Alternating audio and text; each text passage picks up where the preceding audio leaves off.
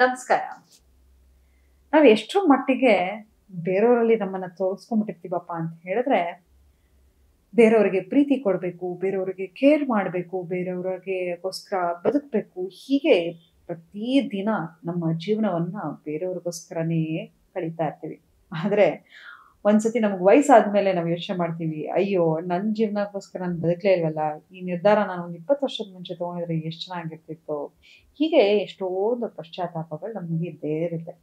ಆದ್ರೆ ಇವತ್ತು ಒಂದು ಸಣ್ಣ ರಿಮೈಂಡರ್ ತರ ನಿಮ್ಗೆ 7 ಡೇಸ್ ಸೆಲ್ಫ್ ಲವ್ ಚಾಲೆಂಜ್ ಅನ್ನ ಕೊಡ್ತಾ ಇದೀನಿ.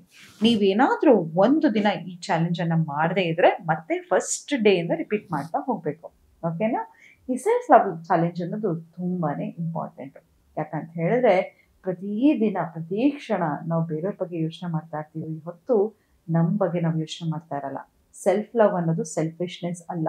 ನೋಡಿ, ಇವತ್ತು ನಾನು ಚೆನ್ನಾಗಿದ್ರೆ ಮಾತ್ರ ನಾನು ನಿಮ್ಮ ಜೊತೆ ಚೆನ್ನಾಗಿ ಮಾತಾಡ್ಲಿಕ್ಕೆ ಸಾಧ್ಯ, ಅಥವಾ ಯಾರ ಜೊತೆ ಆಗಿರ್ಲಿ ನಮ್ಮ ಸಂಬಂಧ ತುಂಬಾನೇ ಅದ್ಭುತವಾಗಿರುತ್ತೆ. ಅಲ್ಲದೆ ಯಾವತ್ತೂ ತಿಳ್ಕೊಳ್ಳಿ, ನಿಮ್ಮನ್ನ ನೀವು ಹೇಗೆ ಟ್ರೀಟ್ ಮಾಡ್ಕೋತಿರೋ ಹಾಗೆ ಬೇರೆಯವ್ರು ನಿಮ್ಮನ್ನ ಟ್ರೀಟ್ ಮಾಡ್ತಾ ಹೋಗ್ತಾರೆ.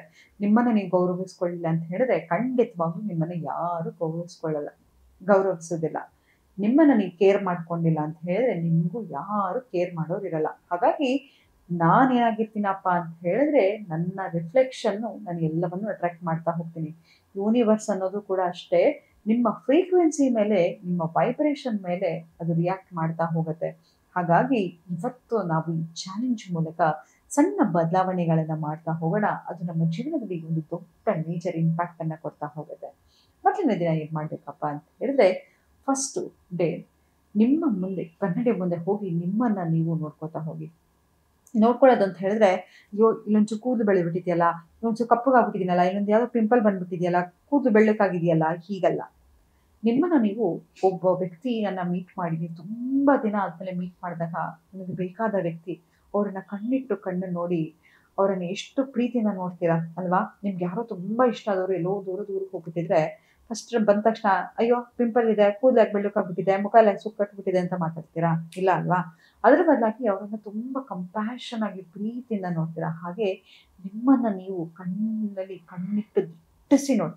ಅದಾದ್ಮೇಲೆ ನಿಮ್ಗೆ ನೀವು ಹೇಳ್ಕೊಳ್ಳಿ, I am beautiful, I am more than enough, I am strong, I love myself. ಅಥವಾ ಎಕ್ಸಾಂಪಲ್, ನನ್ನ ಹೆಸರು ಸೌಜನ್ಯ ಅಂತ ಹೇಳಿದ್ರೆ ಐ ಲವ್ ಯು ಸೌಜನ್ಯ. ಹೀಗೆ ನಿಮ್ಗೇನು ಹೇಳ್ಕೊತಾ ಹೋಗಿ.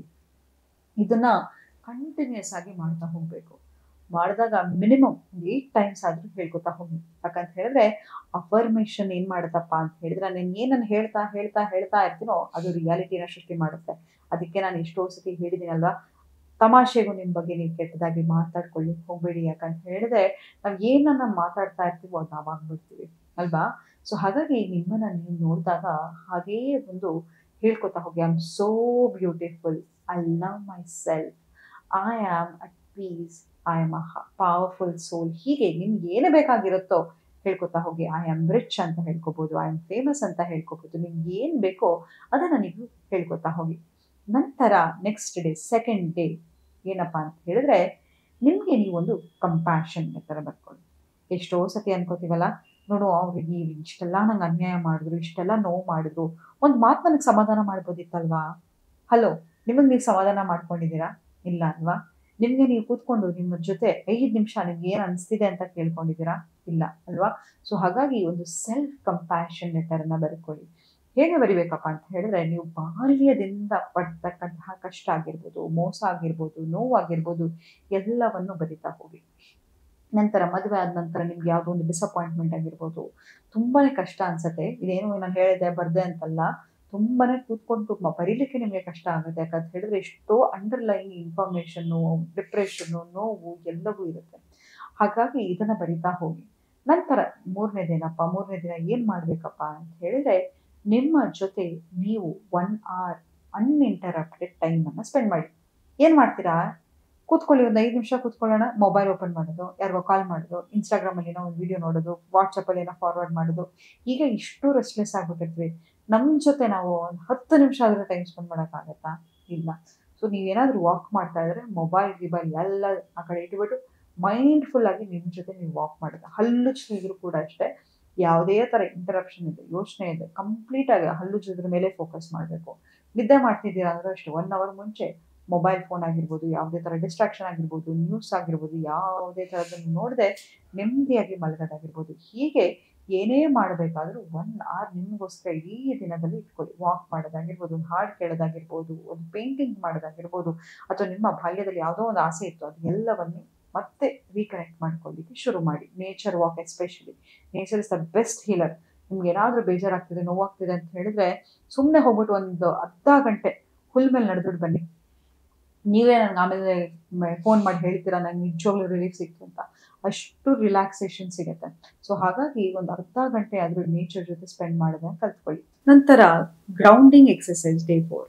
ಯಾಕಂತ ಹೇಳಿದ್ರೆ ಸದಾ ನಮಗೆ ಆಂಗ್ಸೈಟಿಲಿರೋದು, ಸ್ಟ್ರೆಸ್ಸಲ್ಲಿರೋದು ಇದೆಲ್ಲವೂ ನಾರ್ಮಲ್ ಅನ್ಕೊಂಡ್ಬಿಟ್ಟಿದ್ವಿ. ಆದರೆ ಮೈಂಡ್ಫುಲ್ ಆಗಿ ನಾವು ಇರ್ತಾನೆ ಇಲ್ಲ. ಸೊ ಡೈಲಿ ಬೆಳಗ್ಗೆ ಎದ್ದ ತಕ್ಷಣ ಗ್ರೌಂಡಿಂಗ್ ಎಕ್ಸಸೈಸನ್ನು ಮಾಡೋದನ್ನು ಹೇಳ್ಕೊಡ್ತೀನಿ. ಹೇಗಪ್ಪ ಅಂತ ಹೇಳಿದ್ರೆ, inhale for the count of 4. 1, 2, 3, 4. Hold your breath. 1, 2, 3, 4. Release it through your mouth to the count of 4. 1, 2, 3, 4. Once again, ಮತ್ತೊಮ್ಮೆ ಮಾಡಿ. ಮೆಲ್ಲಗೆ ಉಸಿರನ್ನು ಹೊಕ್ಕಳು ನಾಭಿ ತನಕ ತಗೊಳ್ಳಿ. 1, 2, 3, 4. ಹಾಗೆ ಉಸಿರನ್ನು ಗಟ್ಟಿಯಾಗಿ ಹಿಡ್ಕೊಳ್ಳಿ. 1, 2, 3, 4. ಮೆಲ್ಲಗೆ ಉಸಿರನ್ನು ಬಾಯಿಂದ ಬಿಡಿ. 1, 2, 3, 4. ಹೀಗೆ ಈ ಥರ ಒಂದು 5 ಸೆಟ್ಟನ್ನು ಮಾಡ್ತಾ ಹೋಗಬೇಕು. ನೆಕ್ಸ್ಟ್ ಡೇ ಏನು ಮಾಡಬೇಕಪ್ಪ ಅಂತ ಹೇಳಿದರೆ, ಜರ್ನಲಿ. ಯಾವುದಾದ್ರೂ ನಿಮಗೆ ಕಂಟಿನ್ಯೂಸ್ ಆಗಿ ನೆಗೆಟಿವ್ ಥಾಟ್ಸ್ ಬರ್ತಾ ಇರುತ್ತೆ ಅಂತ ತಿಳ್ಕೊಳ್ಳೋಣ. ಆ ಥಾಟ್ಸನ್ನು ಬರೆಯೋಣ, ಆಯಿತಾ? ಅದಕ್ಕೆ ಕ್ವಶನ್ಸನ್ನು ಕೇಳ್ತಾ ಹೋಗೋಣ. ಎಮೋಷನ್ಸನ್ನು ಲೇಬಲ್ ಮಾಡೋಣ. ಎಷ್ಟೋ ಸತಿ ನಾವೇನು ಮಾಡ್ತೀವಿ, ನೆಗೆಟಿವ್ ಥಾಟ್ ಅಂತ ಅಂದ್ಕೊಂಡ್ಬಿಡ್ತೀವಿ. ಆದರೆ ಆ ಥಾಟ್ ಪ್ರತಿಯೊಂದು ಎಮೋಷನ್ಸು ಕೂಡ ಆಕಾಶದ ಕ್ಲೌಡ್ ಇದ್ದ ಹಾಗೆ ಬರುತ್ತೆ ಹೋಗುತ್ತೆ. ಆದರೆ ಅದು ಯಾಕೆ ಬರ್ತಾ ಇದೆ ಅಂತ ಫಸ್ಟ್ ಅದನ್ನು ಕ್ವಶನ್ ಮಾಡಿದಾಗ, ರೀಫ್ರೇಮ್ ಮಾಡಿದಾಗ ಆ ಇಂಟೆನ್ಸಿಟಿ ಆಫ್ ಎಮೋಷನ್ ಕಡಿಮೆ ಆಗ್ತಾ ಹೋಗುತ್ತೆ. ಸೊ ಹಾಗಾಗಿ ಯಾಕೆ ಬರ್ತಾ ಇದೆ ನಿಮಗೆ ಈ ಆಲೋಚನೆ, ಏನಿರ್ಬೋದು ಮೂಲ ಕಾರಣ, ಇದೆಲ್ಲವನ್ನು ಪ್ರಶ್ನೆ ಮಾಡ್ತಾ ಹೋಗಿ. ನಂತರ ದಿನ ನಿಮಗೆ ನೀವು ಗ್ರೇಟ್ಫುಲ್ ಆಗಿರಿ. ಮೇ ಬಿ ಒಂದು ಸ್ಮಾಲ್ ಮಸಾಜ್ ಮಾಡ್ಕೊಳ್ಳೋದಾಗಿರ್ಬೋದು, ಒಂದು ಬಾದಾಮಿ ಎಣ್ಣೆ ತೊಗೊಂಡು ನಿಮ್ಮ ಸೆಲ್ಫ್ ಕೇರ್ ಮಾಡೋದಾಗಿರ್ಬೋದು, ಒಂದು ಮುಖಕ್ಕೆ ಪ್ಯಾಕ್ ಹಾಕಿರೋದು, ನಿಮ್ಮ ಬಾಡಿಗಾಗಿರ್ಬೋದು, ನಿಮ್ಮ ಕೂದಲಿಗಾಗಿರ್ಬೋದು, ಪ್ರತಿಯೊಂದು ಅಂಗಾಂಗಕ್ಕೂ ಥ್ಯಾಂಕ್ಸ್ ಹೇಳ್ತಾ ಹೋಗಿ. ಅದು ಎಷ್ಟೋ ಸತಿ ನಾವು ಅನ್ಕೋತೀವಿ, ಕೂದಲಿರೋ ತನಕ ನಮಗೆ ಬೆಲೆ ಗೊತ್ತಾಗಲ್ಲ ಅಲ್ವಾ? ಕ್ರಮೇಣವಾಗಿ ನಮ್ಗೆ ಏನಿರುತ್ತೋ ಅದನ್ನೆಲ್ಲ ನಾವು ಮತ್ತೆ ಹೋಗ್ಬಿಟ್ಟಿರ್ತೀವಿ. ಯೌವನ ಇದ್ದಾಗ ಆ ಯೂತನ್ನೇ ನಾವು ಥ್ಯಾಂಕ್ಫುಲ್ ಆಗಿರಲ್ಲ. ಹಾಗೆ ವಯಸ್ಸಾಗ್ತಾ ರಿಗ್ರೆಟ್ ಮಾಡ್ತಾ ಹೋಗ್ತೀವಿ. ಹಾಗಾಗಿ ನಮಗೆ ಏನೇನಿದೆಯೋ ಪ್ರತಿಯೊಂದು ನಮ್ಮಲ್ಲಿ ಏನು ನಮಗೆ ಚೆನ್ನಾಗಿ ಕಾಣಿಸುತ್ತೋ ಅದು ಕಾಣಿಸ್ಲಿಲ್ಲ ಅಂದ್ರೂ ಪರವಾಗಿಲ್ಲ, ಥ್ಯಾಂಕ್ಸನ್ನು ಹೇಳ್ತಾ ಹೋಗೋಣ. ನಂತರ ಕೊನೆಯ ದಿನ ಏನು ಮಾಡಬೇಕಪ್ಪ ಅಂತ ಹೇಳಿದ್ರೆ, ಇಷ್ಟೆಲ್ಲ ಮಾಡಿದಾಗ ನಿಮಗೆ ನಿಮ್ಮ ಜೊತೆ ಒಂದು ಅದ್ಭುತವಾದ ಕನೆಕ್ಷನ್ ಬಿಲ್ಡ್ ಆಗಿರುತ್ತೆ. ನಿಮ್ಮ ಜೊತೆ ನೀವು ಕೂತ್ಕೊಂಡು ಯಾವ ವಿಷಯವನ್ನು ನೀವು ನಿಮ್ಮ ಜೀವನದಲ್ಲಿ ಬಿಡಬೇಕು ಅಂತಿದ್ದೀರೋ, ಅಥವಾ ಯಾವುದೋ ಒಂದು ಕಹಿ ಘಟನೆ ಆಗಿರ್ಬೋದು, ಒಂದು ಮೋಸ ಆಗಿರ್ಬೋದು, ಅನ್ಯಾಯ ಆಗಿರಬಹುದು, ಅಥವಾ ಪಾಸ್ಟ್ ರಿಲೇಷನ್ಶಿಪ್ ಆಗಿರ್ಬೋದು, ಯಾವುದು ನಿಮ್ಗೆ ಇವತ್ತಿಗೂ ಅದು ಭಾರ ಅನಿಸ್ತಾ ಇರುತ್ತೋ ಅದೆಲ್ಲವನ್ನು ಬರೆದು ಸುಟ್ಟು ಅದನ್ನು ರಿಲೀಸ್ ಮಾಡಿದ ರೀತಿ ಫೀಲ್ ಮಾಡ್ತಾ ಹೋಗಿ. ನಂತರ ಸಾಲ್ಟ್ ವಾಟರಲ್ಲಿ ಸ್ನಾನ ಮಾಡ್ತಾ ಹೋಗಿ 7 days. ಯಾಕಪ್ಪ ಸಾಲ್ಟ್ ವಾಟರ್ ಅಂತ ಹೇಳಿದ್ರೆ, ನೀವು ನೋಡಿರ್ಬೋದು ಇವತ್ತು ನಿಮ್ಮ ಅಮ್ಮ ನಿಮಗೆ ದೃಷ್ಟಿ ತೆಗಿಬೇಕಾದ್ರೆ ಸಾಲ್ಟಲ್ಲಿ ತೆಗಿತಾರೆ. ಸಾಲ್ಟ್ಗೆ ಕ್ಲೆನ್ಸಿಂಗ್ ಕೆಪಾಸಿಟಿ ಇರುತ್ತೆ, ನಮ್ಮ ಆರಾವನ್ನು ಕ್ಲೆನ್ಸ್ ಮಾಡೋ ಕೆಪಾಸಿಟಿ ಇರುತ್ತೆ. ಇದನ್ನು ಮಾಡಿ ಅಂತ ಹೇಳ್ತಾ ಮುಂದಿನ ಸಂಚಿಕೆಯಲ್ಲಿ ಪ್ರತಿ ಸಂಡೇ ನಮ್ಮ ಮೆಂಟಲ್ ಡಿಟಾಕ್ಸ್ ಹೇಗೆ ಮಾಡಬೇಕು ಅನ್ನೋದ್ರ ಬಗ್ಗೆ ಹೇಳ್ತಾ ಹೋಗ್ತೀನಿ. ಅಲ್ಲಿ ತನಕ ಧನ್ಯವಾದಗಳು.